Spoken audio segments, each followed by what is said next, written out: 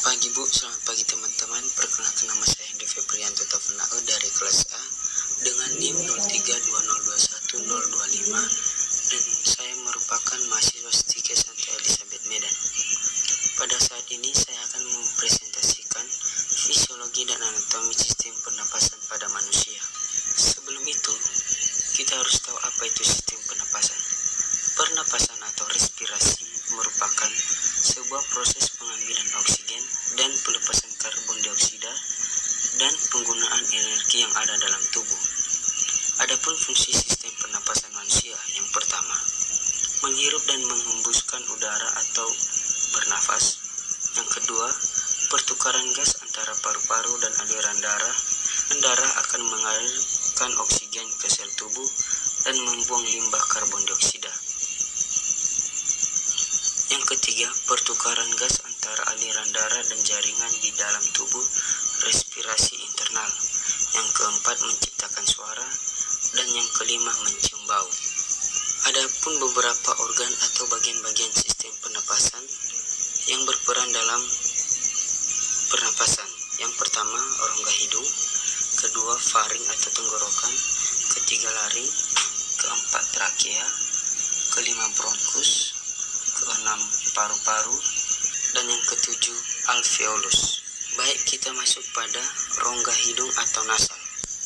Rongga hidung atau nasal merupakan alat pertama atau organ pertama pada sistem respirasi, yang dimana di dalam rongga hidung juga terdapat rambut-rambut kecil dan tebal yang disebut silia, yang berfungsi untuk menyaring partikel kotoran-kotoran yang masuk ke dalam hidung bersama udara.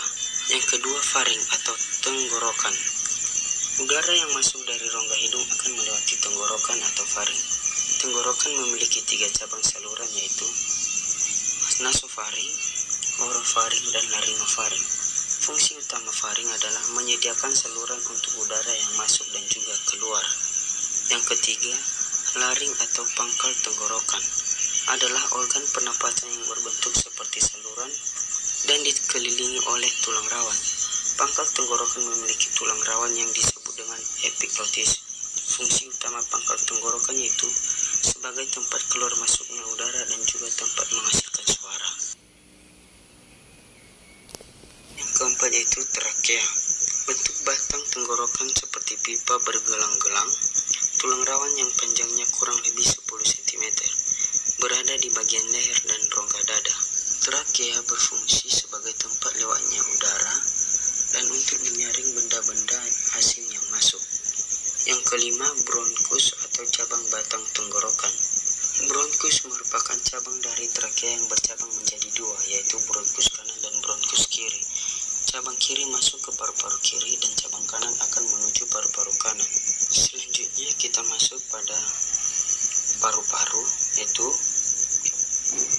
tersusun oleh 2 bagian, yaitu paru-paru kanan atau pulmodextor yang terdiri dari 3 lobus dan paru-paru kiri atau pulmosinister yang terdiri dari 2 lobus. Paru-paru berfungsi menjadi tempat terjadinya difusi oksigen ke dalam darah dan pengeluaran karbon dioksida dari darah. Dan yang terakhir yaitu alveolus, yaitu saluran yang paling ujung dari alat pernapasan ialah alveolus yang berupa gelembung-gelembung udara. Alveolus mempunyai fungsi sebagai tempat pertukaran gas, yaitu tempat masuknya oksigen ke dalam darah dan mengeluarkan karbon dioksida dan air dari darah.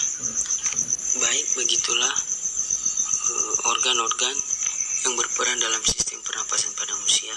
Sekarang kita masuk pada proses pernapasan manusia yang dibagi 2, yaitu inspirasi dan ekspirasi. Inspirasi adalah proses pengambilan oksigen dari lingkungan ke dalam paru-paru. Inspirasi terjadi jika diafragma berkontraksi. Diafragma akan mendatar. Ketika otot antar tulang rusuk berkontraksi mengakibatkan tulang rusuk terangkat, maka terjadi inspirasi maksimum. Yang kedua yaitu ekspirasi, ialah proses pembuangan karbon dioksida dan uap air dari dalam tubuh ke lingkungan. Pada kondisi ini, rongga dada mengalami penyempitan karena otot-otot diafragma relaksasi atau mengendur ke bentuk semula dan otot-otot tulang rusuk juga relaksasi. Kondisi ini menyebabkan volume rongga dada mengecil sehingga udara terdorong keluar paru-paru.